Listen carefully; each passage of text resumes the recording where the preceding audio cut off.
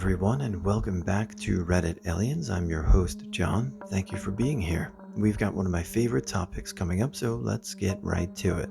What is a massive scandal or controversy that we've seemed to just forget about? Please remember to like, share, and subscribe.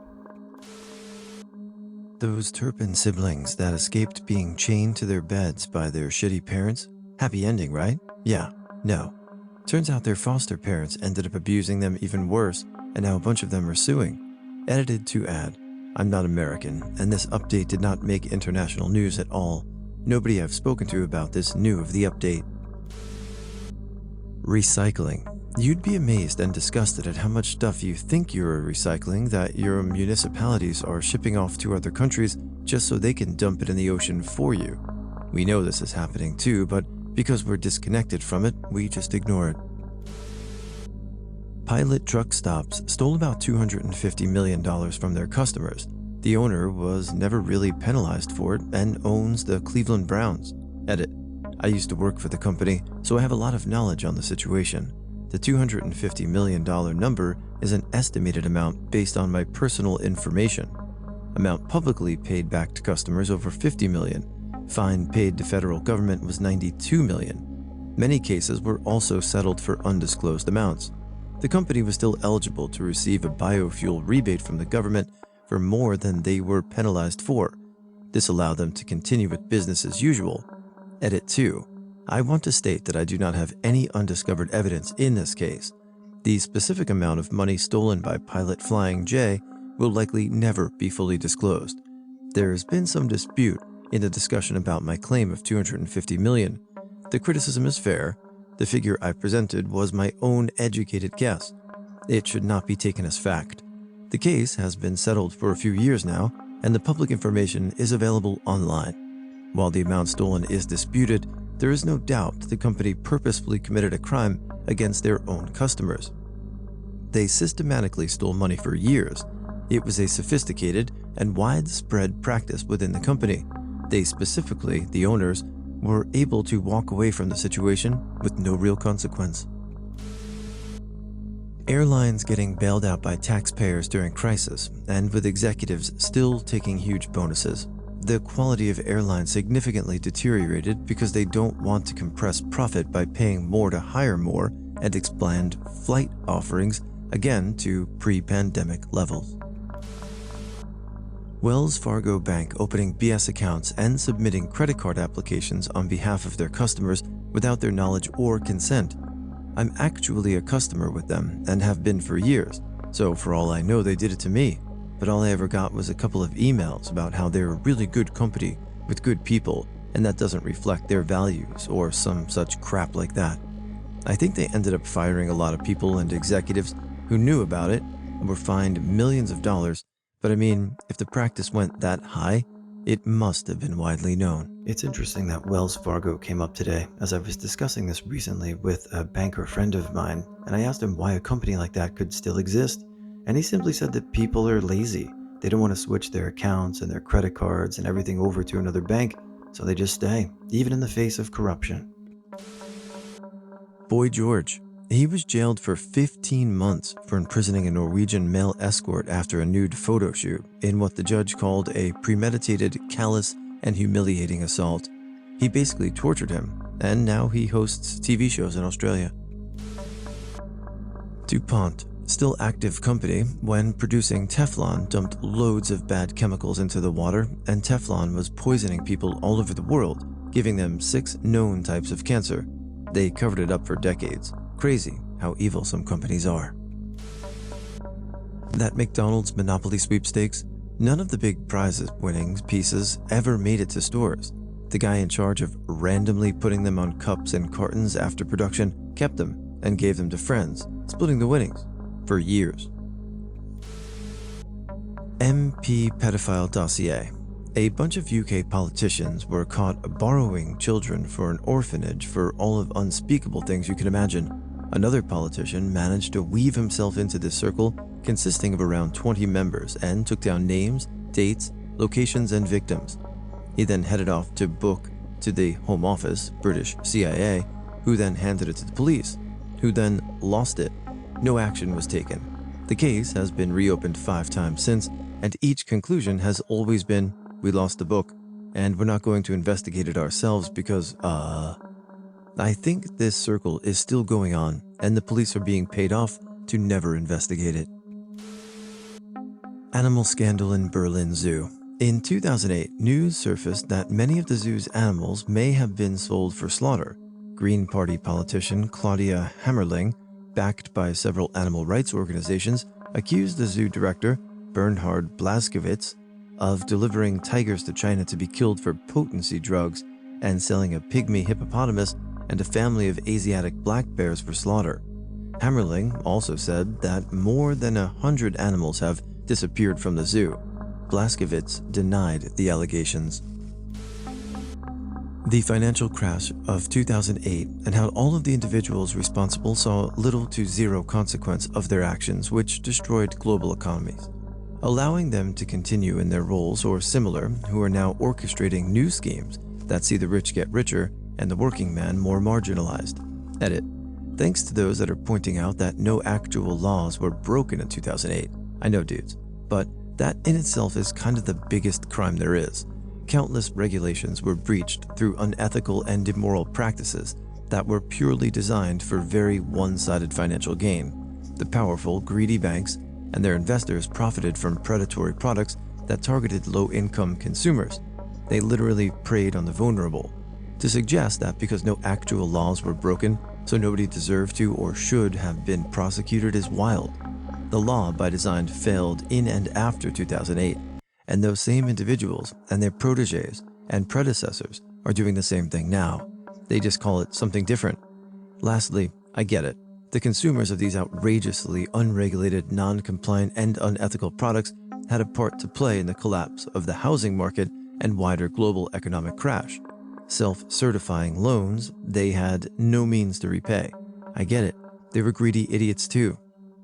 The point is, though, they should have never had access to these opportunities in the first place, and the root cause of the '08 crash is those at the top, not the bottom. If you're debating about the 2008 financial collapse and someone is talking about the banks not doing anything legally wrong, then that's a person I really don't want to have an argument with.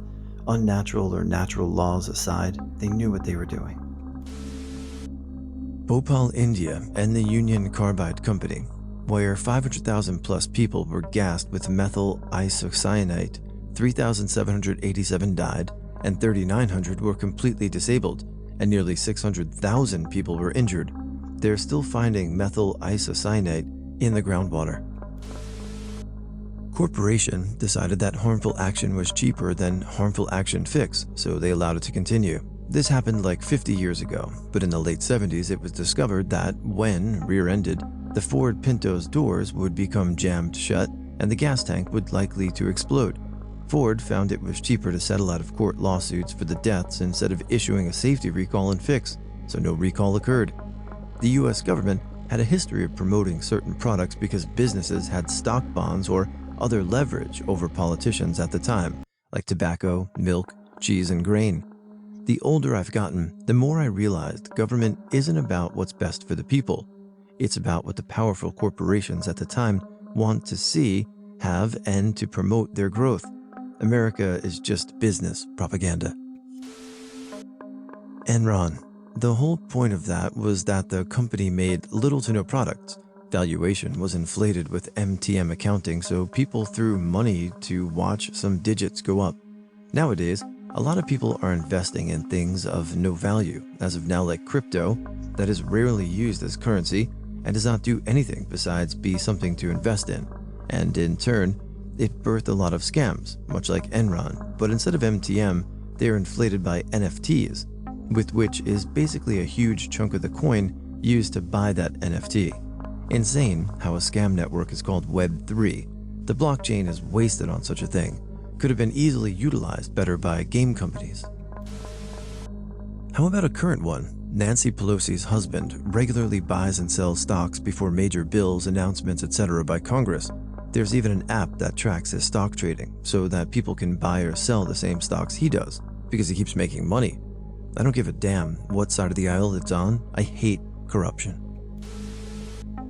The Axeman of New Orleans and the Axeman's Jazz. Just before 1920, in New Orleans, a serial killer psycho terrorized the city of New Orleans, targeting primarily, if not entirely, Sicilian-Italian shopkeepers. During this time, it was quite commonplace for shop owners to live in an attached dwelling to their place of business. The Axeman infiltrated the storefronts, found his victims, and attacked them with axes he'd leave at the scene. Due to lack of reliable leads, shoddy police work, and a lack of any real forensic tools, the Axeman was never captured. In a bizarre twist, much like the Zodiac Killer, the Axeman mailed a letter to the newspaper there.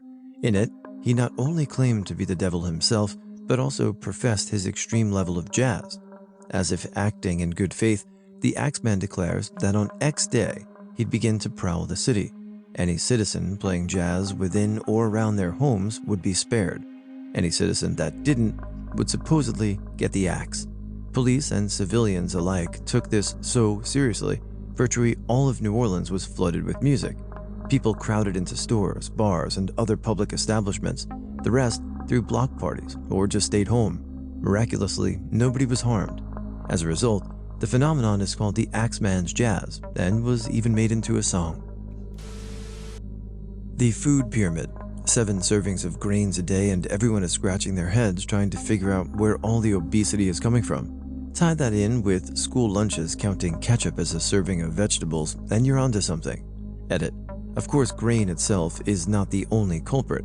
It's the encouragement to eat a lot of grain combined with the lack of distinction between farro and Wonder Bread. Nixon was trying to create a cheap and plentiful source of food for the country and did so by promoting corn and high-yield wheat. This led to a proliferation of highly processed starches that are rapidly digested, spiking blood sugar and insulin response. High fructose corn syrup is its own problem.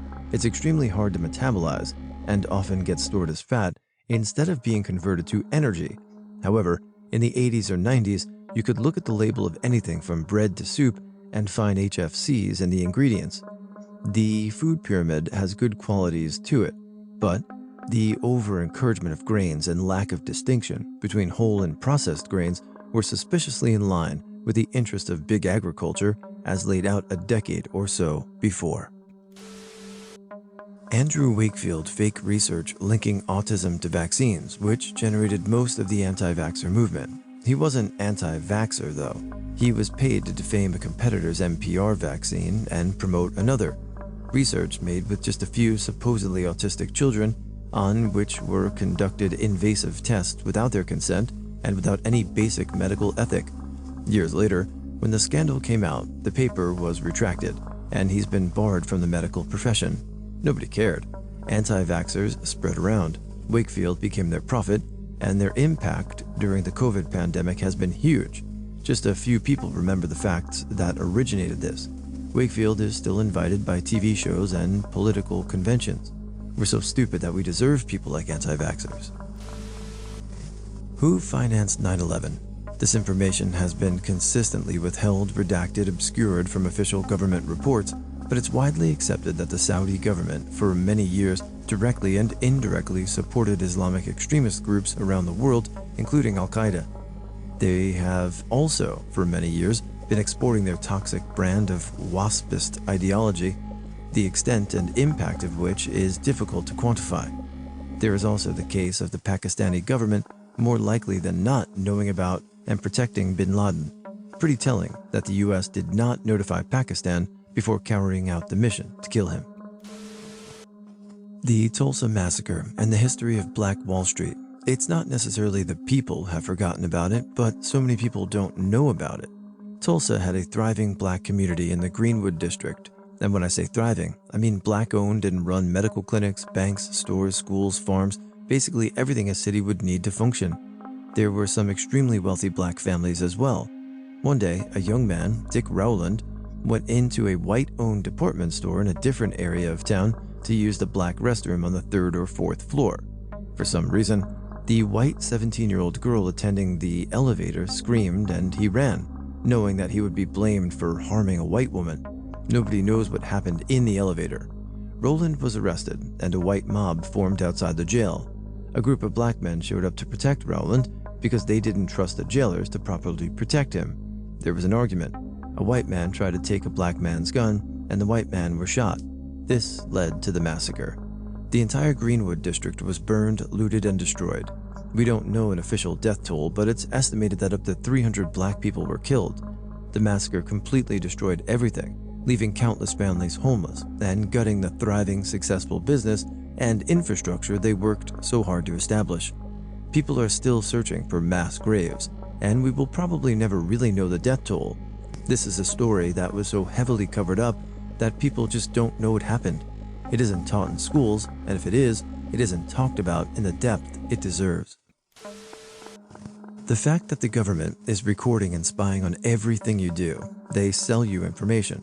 Snowden gave up citizenship and life to bring us this information, and nobody even seems to care. We all know it's a fact, but do nothing. The 2017 mass shooting in Vegas, 60 dead, over 400 injured, by a drunk old gambling man who was the son of an FBI most wanted criminal who had an arsenal in one of the most famous hotels in the world. I've heard everything from an attempted assassination plot on Mohammed bin Salman gone wrong, shoot the crowd as a distraction while they assassinate the prince at another hotel, cartel gun running gone wrong, that the shooter had ISIS sympathies. A lot of people said he was just a crazy old man, and the casinos covered up investigations and questioning because it would ruin them. At the end of the day, we just gotta, oh well, he was just crazy, and that was that. I know people snap and do horrible things, and I know mass shootings are disturbingly common here in the USA, but the whole thing with the Las Vegas shooting to me screams that some nefarious powers were at play. Whether it was international espionage or casino corruption flexing their muscles to silence investigations, it seemed to have just vanished from the media a week or two after it happened. Again, I know mass shootings are as common as bank holidays, but the Las Vegas shooting was at another level, with how he barricaded his room with an armory and hooked up security cameras. Seems a bit more coordinated and sophisticated than the usual edgelord teen shoots up school. The government just shrugged and said he was crazy and in debt. I'm not a conspiracy theorist, but I think it's a bit deeper than that. No released manifesto, only interview was with the pedophile brother, and numerous eyewitnesses saying what was happening on the ground doesn't reflect what the media said happened. As this poster said, since mass shootings are as common as bank holidays in the US, I do find it interesting that the largest one in its history just kind of got swept under the rug with no deep dive or further investigation. Why? It definitely has some questions left to be answered. What do you think about that day? John Landis is still allowed to make movies after his negligence killed Vic Morrow and 2 children. If this were an honest-to-God accident that nobody saw coming, like with the Crow, that'd be one thing. But the helicopter pilot warned him that he was flying too close to the ground, and Morrow's last words before the accident were him complaining about he should have asked for a stunt double. He violated child labor laws by having the kids that were killed working at 2 a.m., took advantage of their parents not knowing English to allow it, and paid them under the table.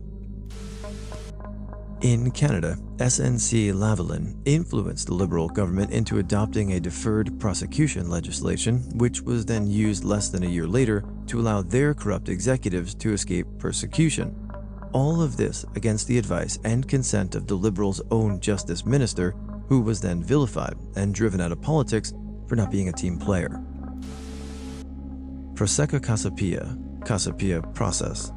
It was a massive pedophilia scandal in my country in the early 2000s, Portugal. It involved politicians and TV stars. Only one TV star, the most famous TV presenter during the 80s, 90s, and early 2000s, went to jail. There was a socialist politician who has been first jailed and then released and even had right to a huge compensation from the state.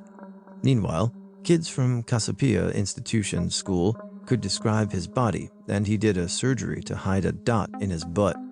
Much more famous people were involved, and nothing happened to them. They're still around today, and some people still think it was all a big conspiracy. LOL.